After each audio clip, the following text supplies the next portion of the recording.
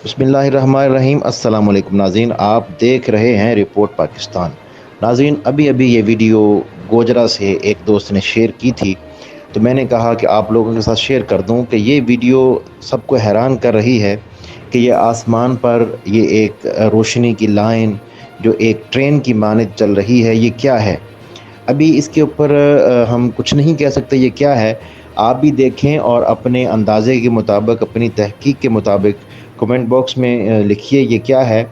हम अगली वीडियो में आपको इसके बारे में तहकीक करके बताएँगे कि ये असल में है क्या चीज़। इसके बारे में बहुत सारी क़यास-आराइयाँ सामने आ रही हैं।